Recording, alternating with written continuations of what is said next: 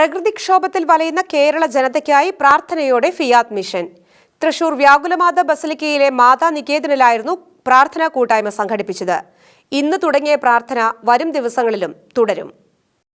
കാലവർഷ പ്രളയക്കെടുതികൾ മൂലം ദുരിതക്കയത്തിൽ മുങ്ങിയ ജനങ്ങളെ പ്രത്യേകം സമർപ്പിച്ചായിരുന്നു പ്രാർത്ഥന. പ്രാർത്ഥനാശക്തി ദുരിതബാധിതരിലേക്ക് എത്തിച്ച് ശാന്തിയും സമാധാനവും പ്രദാനം ചെയ്യുവാൻ ലക്ഷ്യമിട്ടായിരുന്നു ദിവ്യകാരുണ്യ പ്രാർത്ഥന നടത്തിയത്.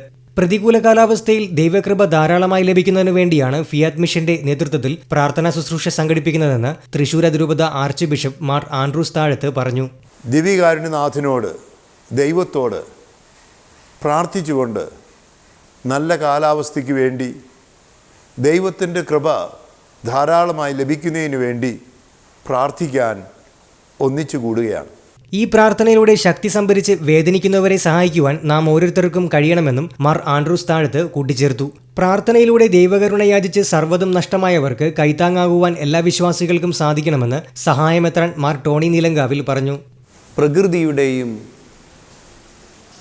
സകലത്തിൻ്റെയും നാഥനായ ദൈവത്തിൻ്റെ മുമ്പിൽ മുട്ടുകൾ മടക്കി പ്രാർത്ഥിക്കുക എന്നുള്ളത്, കർത്താവിൻ്റെ വലിയ കരുണ യാചിക്കുക എന്നുള്ളത്.